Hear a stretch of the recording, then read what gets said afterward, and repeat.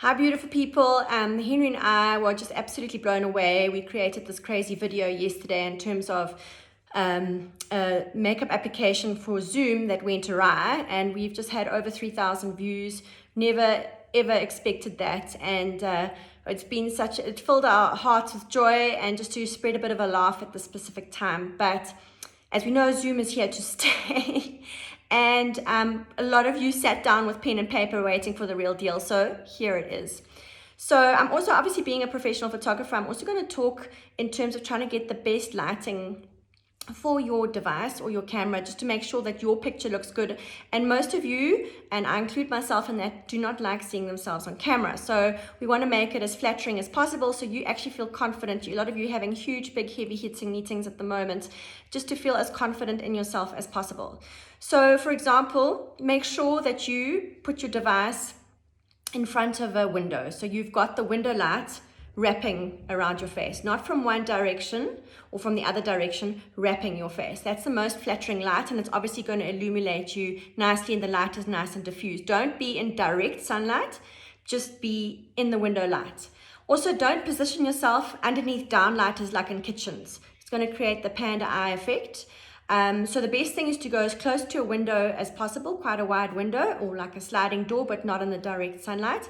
And then the other thing is to where to angle your device. So many people I see are talking to their laptops on a kitchen counter or a dining room table, and it's below them. And when you see all these beauty bloggers or bloggers talking on Instagram, their cameras are high. So what I would advise to do is pile a couple of books and put your device on top of that. So it's at a flattering angle, empowering angle, and you feel empowered. So I'm going to dive straight in terms of what is a quick and easy application just to pop on camera. A lot of people have been talking about how they're just going to use tinted moisturizer, we're all on lockdown, that kind of thing. The camera doesn't lie, okay? And I just feel a little bit of moisturizing foundation can go a long way. You don't have to put masses on, but especially down the T-zone, we're in autumn now, we're heading into winter, our skin's quite inflamed, also all the stress that we've been going on, that we've been doing, we probably haven't been eating so well. So I advise a bit of moisturizing foundation. So I'm back using my cork, which you all saw yesterday, and I just use a pump or pump and a half. And I'm going to use my stipple brush just to apply. You can use your fingers, guys, but I just find that's a bit streaky for me. And you go over your eyes, and it takes all about 2 minutes. And typically what I would do is I'd hide myself where you're going to have your Zoom meeting, away from spouses and kids that are being homeschooled or on holiday who want something to eat every 3 minutes. So this is what I do. And obviously I need a bit of coverage. I've got a bit of uneven skin tone. So I'm actually going to use a little bit more today around these particular.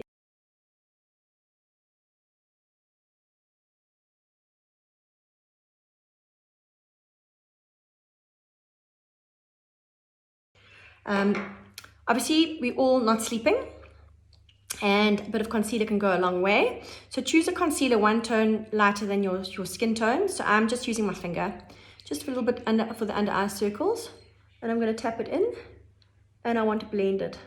Okay, I might put a little bit on my lid. Use my ring finger.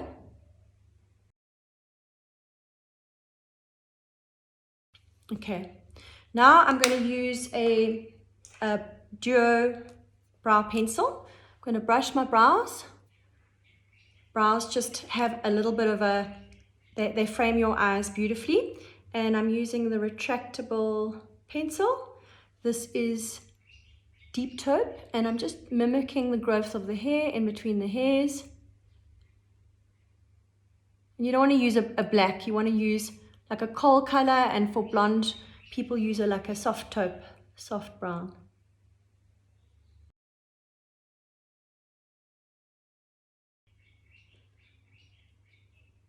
Okay, and if you want to blend it, just brush it again.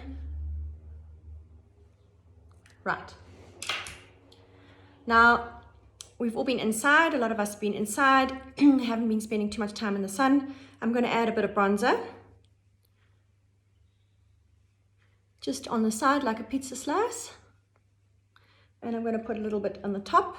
This isn't an essential step, but we want to feel a bit healthy, a bit glowy. So any sort of nude browny kind of shade in a pizza slice there. And you can also go a little bit underneath. Okay. So now, this is a step a lot of girls want to skip because they feel too overdone, but a blush makes a huge difference. If you're going to skimp on something, skimp on the bronzer. But here we are again with the lip cheek tint in blush because it's easy to apply. So these are your apples. I'm just going to apply it like this and that. And I'm just going to tap it in, sort of up towards your hairline there. Immediately a little bit of healthy flush. Mascara will take 2 seconds, 2 coats.